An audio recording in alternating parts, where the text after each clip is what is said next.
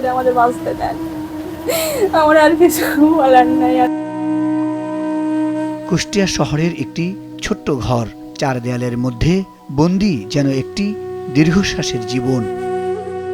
৮০ বছর বয়সী সন্ধ্যা দে, বার্ধক্যের ভার তো আছেই, তার সঙ্গে যোগ হয়েছে আলসার, হাত পা ভাঙার জটিলতা এবং আরও নানা রোগ। কিন্তু চিকিৎসা করানোর মতো সামর্থ্য নেই।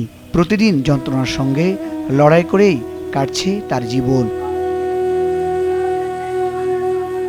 ২০১৬ সালে হৃদরোগে আক্রান্ত হয়ে মারা যান তার স্বামী নির্মল দে।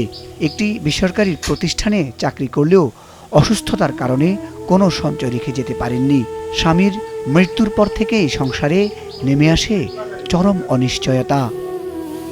পরিবারে এখন একমাত্র ভরসা ৪৩ বছর বয়সী মেয়ে শম্পা দে। আর্থিক সংকটের কারণে বারবার ভেঙে গেছে তার বিয়ের সম্বন্ধ। নিজের স্বপ্ন বিসর্জন দিয়ে আজ তিনি অসুস্থ মায়ের সেবায় দিনরাত কাটাচ্ছেন। কিন্তু উপার্জনের কোনো স্থায়ী ব্যবস্থা না থাকায় দুমুঠো খাবার জোগাড় করাই যেন সবচেয়ে বড় সংগ্রাম।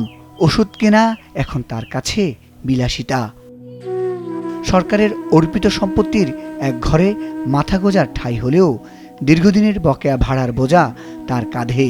প্রতিদিন কাটছে অনিশ্চয়তা আর দুশ্চিন্তায়। আমার কিচ্ছু নেই, বাবা নাই, ভাই নেই, বোন নেই, আমি একদম নিঃস্ব।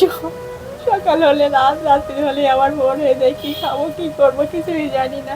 সরকারের কাছে বিনীত অনুরোধ আপনাদের সবার কাছে, আমাদের বাঁচতে দেন, আমাকে ছোট একটা চাকরির ব্যবস্থা করে দেন। সম্পাদের একটাই স্বপ্ন মাকে বাঁচিয়ে রাখা, দুমুঠো ভাত খাওয়ানো আর প্রয়োজনীয় চিকিৎসার ব্যবস্থা করা। এর বেশি কিছু নয়। আর আমার মা সুস্থতার জন্য কিছু টাকা সেবা করার জন্য, খাওয়ার জন্য, বেঁচে থাকার জন্য যেটুকু দরকার, পুরানা তরফ থেকে সেটুকু আসলেই আমরাও আছি। স্থানীয় বাসিন্দারাও বলছেন এই পরিবার সত্যি অসহায়। তারা সমাজের বিত্তবান মানুষ, জনপ্রতিনিধি, প্রশাসন এবং সরকারের কাছে আবেদন জানিয়েছেন এই মা মেয়ের পাশে দাঁড়ানোর জন্য। এখন তাদের ইনকামের কোনো সোর্স নাই, তারা এইভাবে কিভাবে চলবে? চলার কোনো রাস্তাও নাই। তার কেউ নেই কিন্তু দেখার, শুধুমাত্র একটা মেয়ে তার মাকে নিয়ে খুব অসহায় অবস্থায় দিন যাপন করছে এবং তাদের দিন খেয়ে না খেয়ে দিন যাচ্ছে। এদের তো হেল্প করার দরকার, আগানোর দরকার। এদেরকে যতটুকু সাহায্য করা যায় আল্লাহ তরফ থেকে তার রহমত পাওয়া যায়।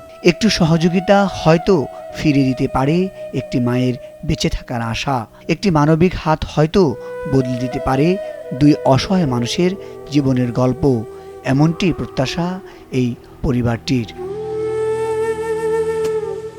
মুজাহিদ সাকিব, মাছরাঙ্গা নিউজ ডেস্ক।